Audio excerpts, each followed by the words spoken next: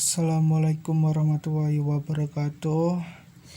Di sini saya akan mempresentasikan tentang praktek tahrij al-hadis dan al-jar wa al-ta'dil secara manual dengan menggunakan kitab-kitab ma'ajim, jar wa al-ta'dil, al-tarajim, dan lain-lain. Disusun oleh kelompok 10 Navitasari NIM 196300079 dan Muhammad Syaril Al-A 19630098. Selanjutnya tentang penjelasan apa itu hadis. Hadis merupakan sumber hukum dalam Islam serta Al-Quran. Allah subhanahu wa ta'ala memberitahukan Rasulullah SAW untuk memberikan penjelasan akan Al-Quran yang diturunkan padanya. Dengan adanya perintah tersebut, Rasulullah SAW telah menjelaskan Al-Quran pada umat secara terperinci maupun secara global. Hal itu diinterpretasikan dengan perkataan, perbuatan, dan tahrij atau persetujuan yang ditetapkan olehnya, yang mana itu disebut hadis, sehingga sempurnalah Al-Quran.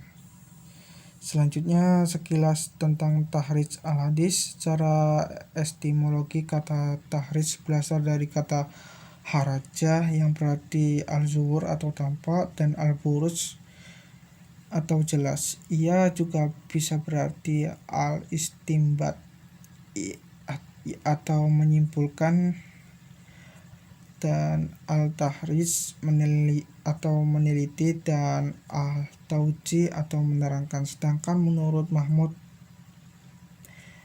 tahrij berarti istima amrain mutadiyain fi sayyin wahid, atau kumpulan dua perkara yang saling berlawanan dalam satu masalah. Adapun secara terminologis, tahrij adalah menunjukkan tempat hadis pada sumber-sumber aslinya, di mana hadis tersebut telah diriwayatkan lengkap dengan sanadnya, kemudian menjelaskan derajatnya jika diperlukan.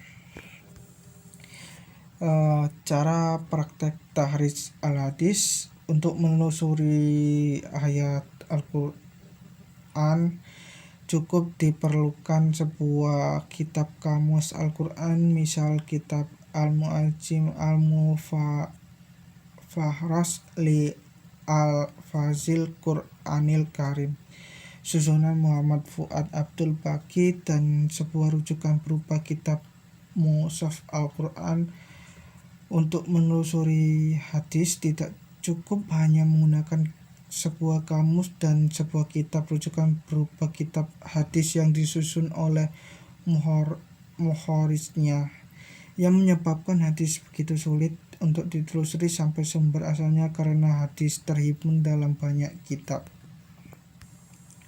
Selanjutnya, cara yang harus dilakukan dalam melaksanakan kegiatan tahrij al-hadis. Yang pertama, tahrij al-hadis melalui kata atau lafal pada matan hadis. Yang kedua, tahrij al-hadis melalui tema agama, misal fikih, tauhid, muamalah tertentu. Yang ketiga, tahrij al-hadis melalui awal matan hadis. Yang keempat, tahrij al-hadis melalui sahabat Nabi atau periwayat pertama. Tentang sekilas selanjutnya sekilas tentang al-jar wa al-ta'dil.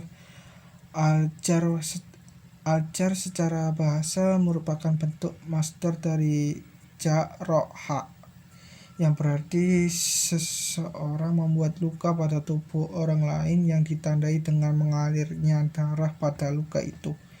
Dikatakan juga tulisan Arab yang berarti hakim, dan yang lain melontarkan sesuatu yang menjatuhkan sifat adil saksi berupa kedustaan dan sebagainya. Secara terminologi, aljar berarti munculnya suatu sifat dalam diri perawi yang menodai sifat adil atau mencacatkan hafalan dan kekuatan ingatannya, dan mengakibatkan gugur riwayatnya atau lemah riwayatnya atau bahkan tertolak riwayatnya. Adapun at-tasr- at-tajrid at-tajrih menyifatin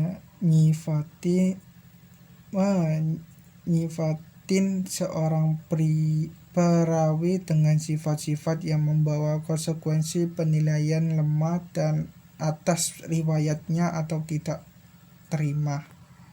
Selanjutnya, metode untuk mengetahui keadilan dan kecacatan rawi dan masalah-masalahnya. Penetapan keadilan seorang rawi dengan jalan takziah ini dapat dilakukan oleh: yang pertama, seorang rawi yang adil, jadi tidak perlu dikaitkan dengan banyak orang yang mentakdilkan, sebab jumlah itu tidak menjadi syarat untuk penerimaan riwayat hadis. Yang kedua, setiap orang yang dapat diterima periwayatnya, baik laki-laki maupun perempuan, baik orang yang merdeka maupun buta, selama ia mengetahui sebab-sebab yang dapat mengendalikannya. Pendapat tentang kecacatan seorang rawi juga dapat ditempuh melalui dua jalan. Yang pertama, berdasarkan berita tentang ketenaran rawi dalam keaibannya.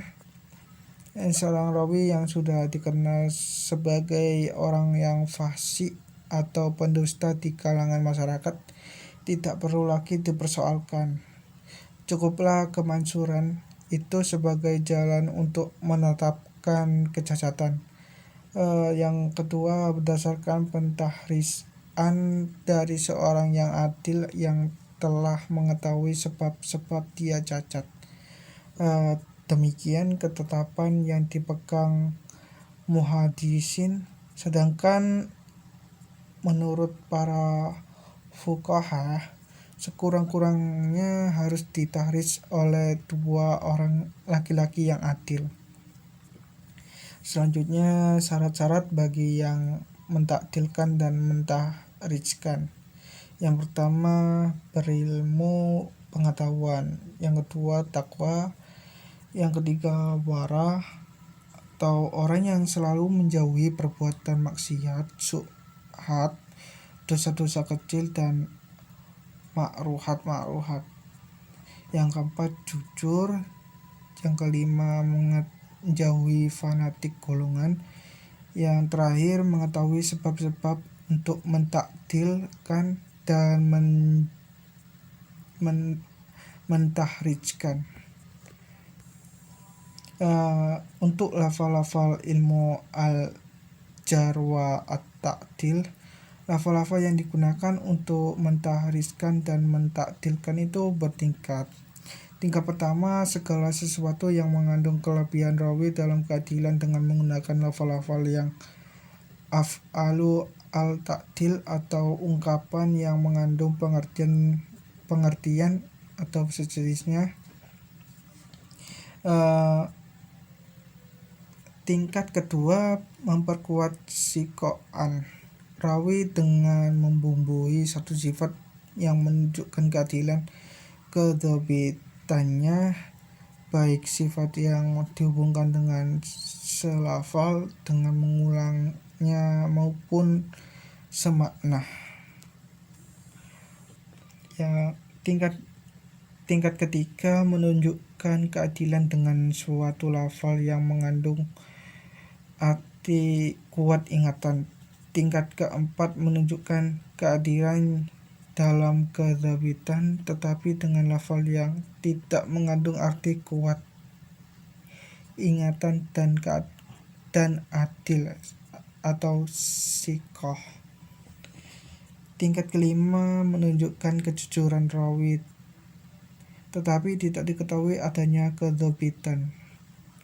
Tingkat keenam menunjukkan arti mendekati cacat, seperti sifat-sifat tersebut di atas yang diikuti dengan lafaz insya Allah, atau lafaz tersebut ditafsirkan pengecilan arti, atau lafal itu dikaitkan dengan suatu pengharapan.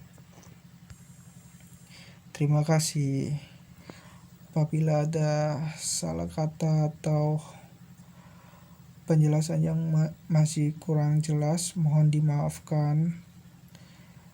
Terima kasih. Wassalamualaikum warahmatullahi wabarakatuh.